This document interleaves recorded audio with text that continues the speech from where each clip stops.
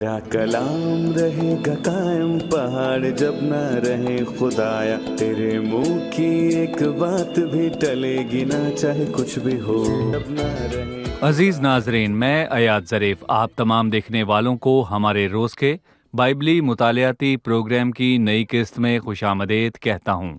हम यूना की किताब की आखिरी किस्त पर पहुँच चुके हैं, जो अम्बिया अस्कर की लिखी किताबों में से एक है। हम चौथे बाब का मुताला कर रहे हैं और आज हम 7वीं आयत से मुताले का आगाज़ करेंगे। खुदावंद के फजल से आज हम यूना की किताब का मुताला मुकम्मल कर लेंगे। प्रोग्राम का आगाज़ करने से पहले मैं स्टूडियो में आए खुदा के खादिम डॉक्टर हलीम का खैर मकदम करना चाहूँगा। खुशामदीद भाई। शुक्रिया भाई। और हमारे दीगर मेहमानों को भी खुशामदीद। डॉक्टर हलीम गुज़िश्ता किस्त में अपनी गुफ्तगू का इख्तिताम यूना पर किया, जो मशरिक की जानिब शहर के बाहर जाकर बैठ रहा और उसने अपने वास्ते एक छिपर बनाया और इंतज़ार करने और देखने लगा कि शहर के साथ क्या होता है। 6ठी आयत में लिखा है, तब खुदावंद ने कद्दू की बेल उगाई और उसे यूना के ऊपर फैलाया कि उसके सर पर साया हो और वो तकलीफ से बचे। और यूना उस बेल के सबब से निहायत खुश हुआ। लेकिन दूसरे दिन सुबह के वक्त खुदावंद ने एक कीड़ा भेजा जिसने उस बेल को काट डाला और वो सूख गई।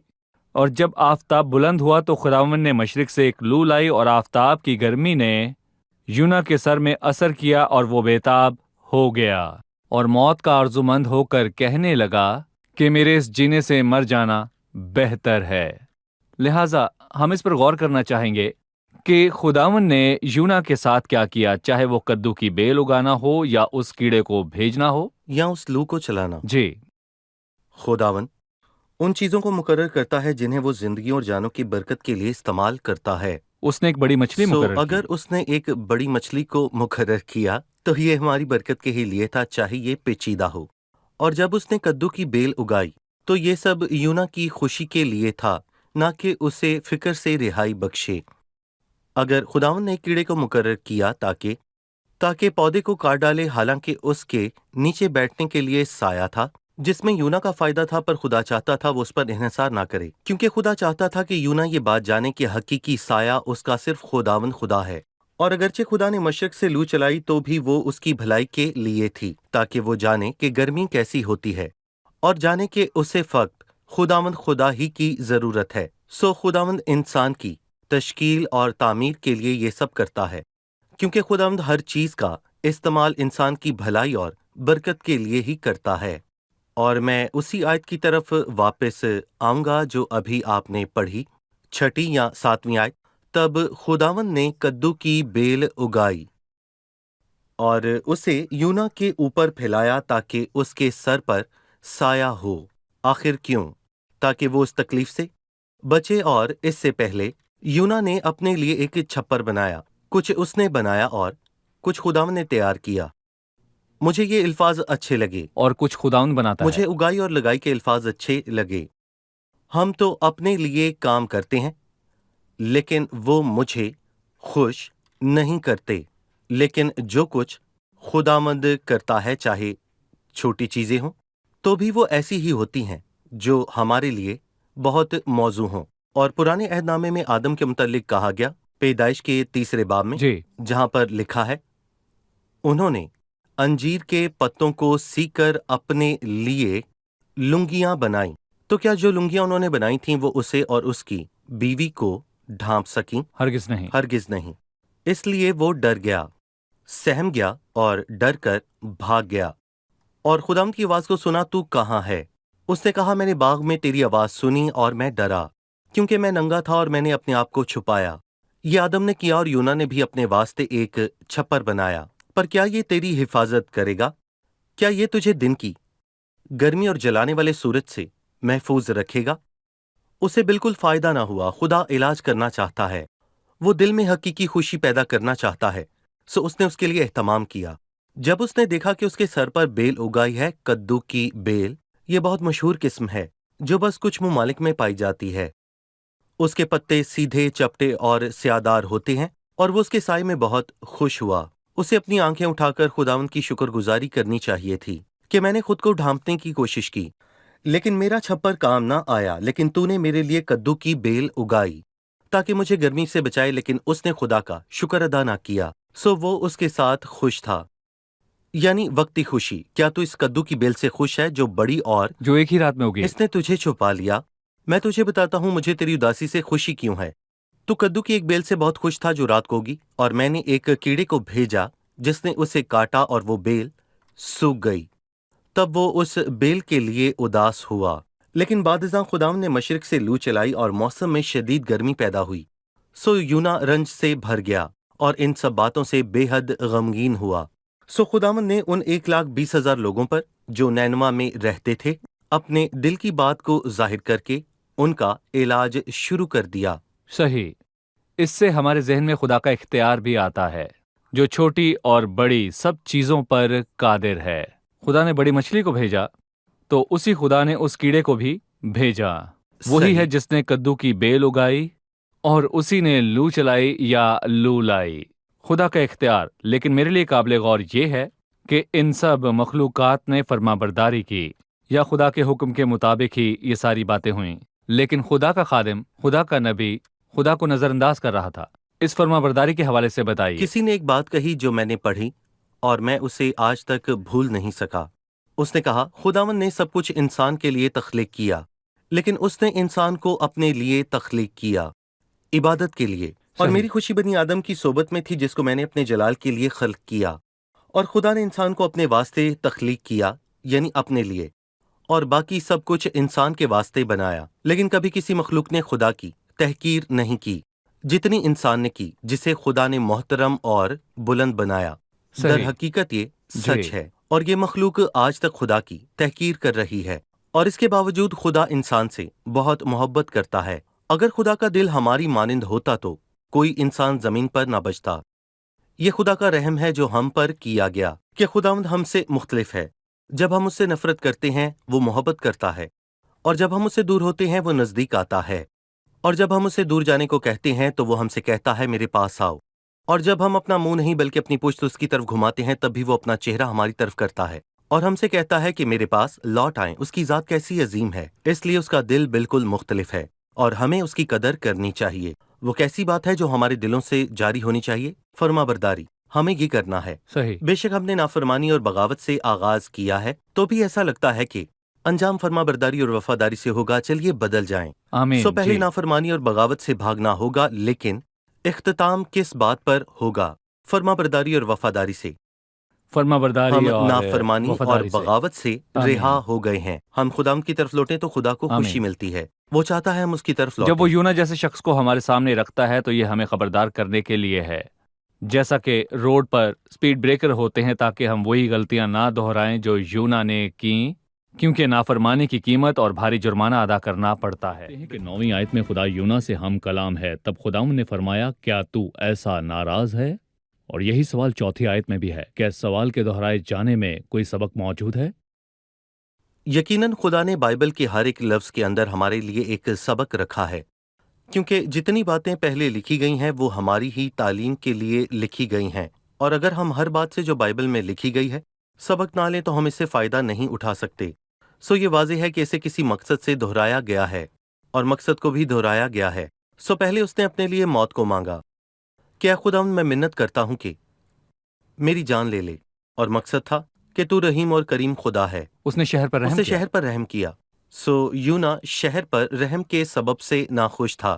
اب خداوند نے اس سے ایک اور طرح سے معاملات کیے۔ اب یہاں پر شہر نہیں ہے بلکہ ایک بیل کو اگایا گیا، اور خدا نے ایک کیڑے کو بھیجا تاکہ بیل کو سکھا دے، اور اسی لیے وہ ناخوش تھا۔ تب خداوند نے اس سے پوچھا کیا تو اس بیل کے سبب سے ایسا ناراض ہے؟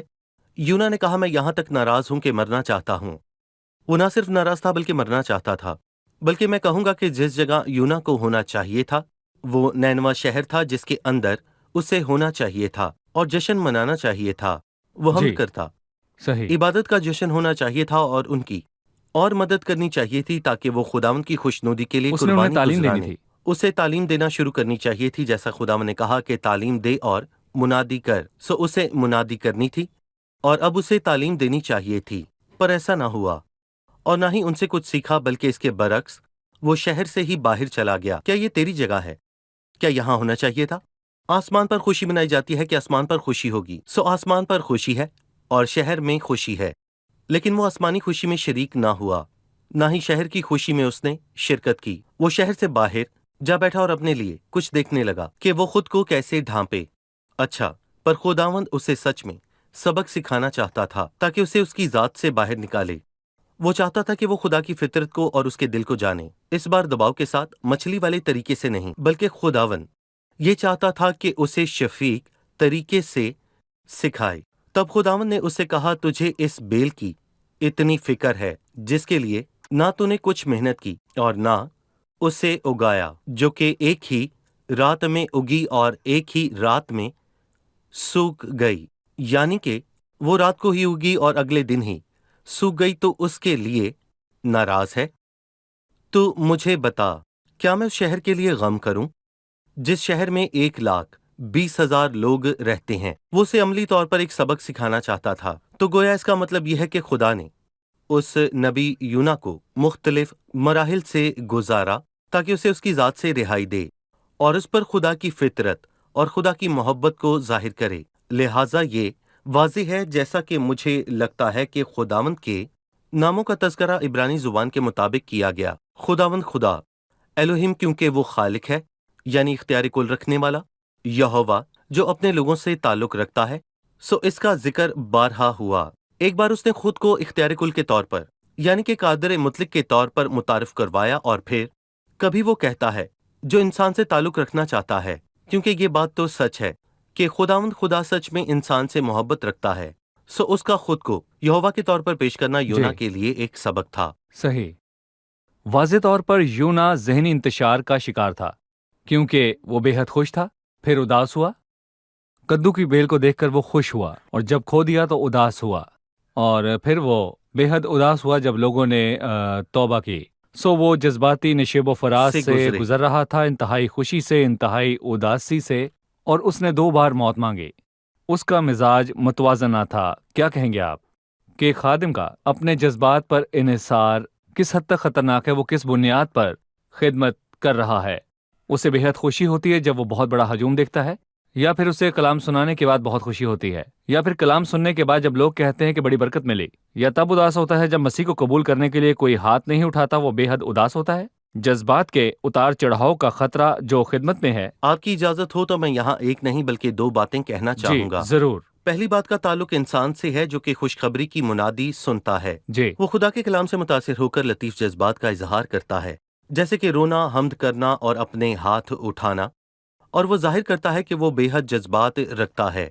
लेकिन हम देखते हैं कि लोग जरा बढ़ जाते हैं और उनकी हालत कमजोर हो जाती है, और उन्हें लगता है कि खुदा ने उन्हें कबूल नहीं किया, और वो इन बातों को 1 बार 2 बार बल्कि 4 बार दोहराते हैं। और हम इस बात को बिशारती इज्तिमात में देखते हैं, यानी कि इंसान के वक्ती तासुर और इंसानी खुशी। लेकिन जैसा खुदावंद कहता है, फिर जब कलाम के सबब से मुसीबत या जुल्म बर्पा होता है तो फिलफौर ठोकर खाते हैं वक्ती खुशी और जज्बात, और खुदा के कलाम का गहरा असर दिल पर या ज़मीर पर ना होने दिया गया। मैं बस इस पर आपकी तवज्जो दिलाना चाहता था, मतलब आम तौर पर। सही। लेकिन मैं कहूंगा कि आपने बहुत अहम पहलू पर रोशनी डाली है कि हम खादिम भी इससे ठोकर खाते हैं, और यह होता है कि हम अपनी खिदमत में अपने जज्बात और एहसासात से बहुत मुतासिर होते हैं, अपनी अंदरूनी और बैरूनी सूरत में।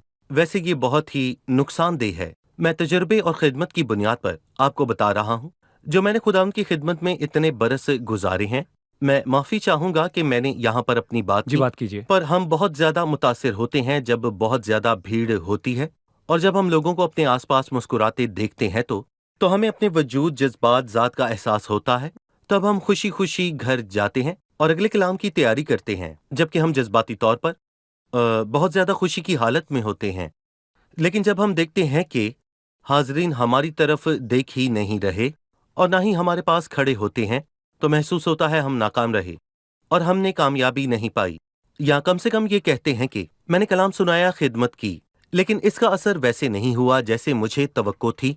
और आप देखते हैं कि खादिम परेशान है, और बजाय इसके कि वो लोगों को मुस्कुराकर सलाम का जवाब दे, वो बुझे हुए चेहरे से लोगों को मिलता है। पर सवाल ये है कि इससे क्या हुआ? तब्दीलियां या ताज़ियात?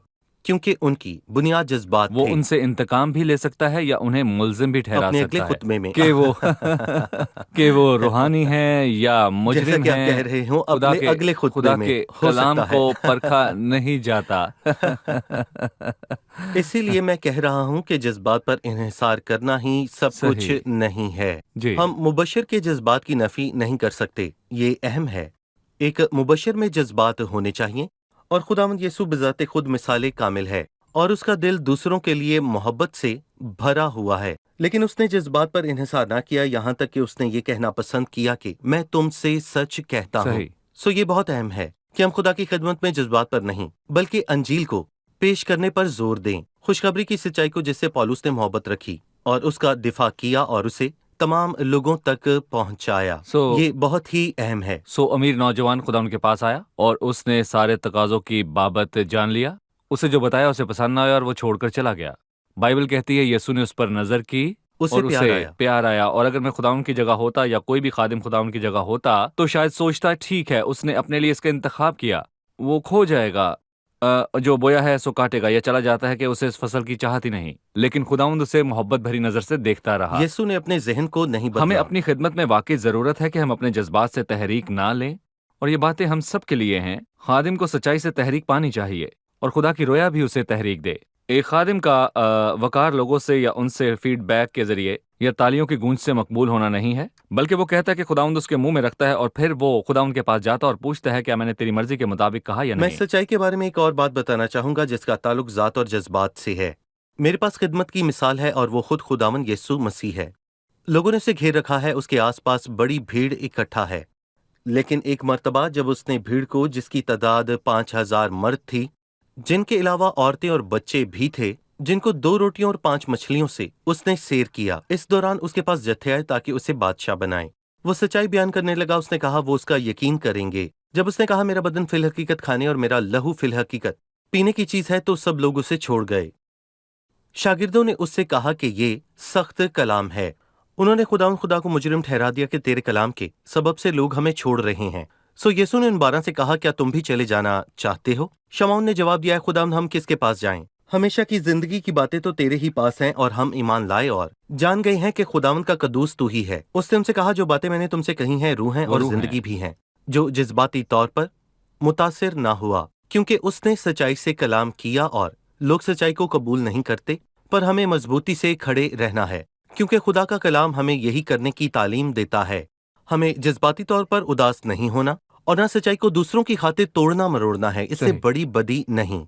11वीं आयत में लिखा है, और क्या मुझे लाजिम ना था कि मैं इतने बड़े शहर नैनवा का ख्याल करूं? मैं चाहूंगी कि आप खुदा के तर्स के बारे में बताएं, जबकि लोग ये समझते हैं कि वो इंतकाम लेने वाला है और बेरहम खुदा है। मेरा मतलब है कि उसे एहसास नहीं कि हम किस हाल में हैं। जी, दर हकीकत बाइबल मुकद्दस खुदावंद की रहमत के हवाले से बताती है, खुदावंद के तर्स, उसकी रहम दिली और उसकी भलाई की, और खुदावंद की शफकत और फजल के हवाले से खुदावंद जो हर तरह से फजल का सरचश्मा है, और खुदा का फजल जो उसकी पाकीज़गी के मुआफिक है। लेकिन माफ करना, बख्शना और दरगुजर करना, वो माफ करता, बख्शता और दरगुजर करता है अदल की बुनियाद पर।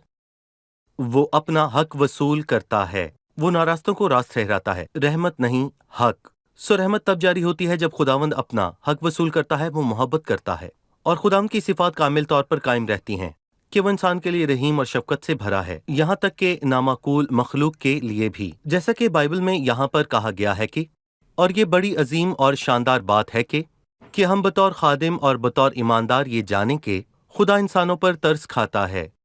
मैं खुद से और तमाम लोगों से सवाल करता हूँ, क्या हम भी बतौर ईमानदार दूसरों के लिए खुदावंद जैसा दिल अपने सीनों में रखते हैं? सो आज करोड़ों लोग दुनिया में हैं, लाखों नहीं करोड़ों। कितने करोड़? जैसा कि यहाँ नैनवा के लोगों के बारे में लिखा है जो अपने दाहिने और बाएं हाथ में इम्तियाज नहीं कर सकते। मेरा यकीन कीजिए, मैं आपको खिदमत के हकीकी तजुर्बे और खिदमत के लिए दुनिया घूमने फिरने की बुनियाद पर बता रहा हूँ कि आज दुनिया में, यहाँ तक कि मसीहत में, ऐसे लोग हैं जो अपने दाहिने और बाएं हाथ में इम्तियाज नहीं कर सकते। सो सब लोग अपने रुझान और मूड के हिसाब से आए खुदावंद पुकारते हैं। लेकिन क्या हम बतौर ईमानदार खुदा का दिल रखते हैं और इंसानों के पास जाते हैं कि हम उन्हें खुदा का जिंदा कलाम सुनाएं? बल्कि ये भी बताएं कि वो लोग खुदा के लिए कैसे कीमती हैं। सही। खुदा तरस खाता है और खाता रहेगा, और ये सिलसिला जारी रहेगा।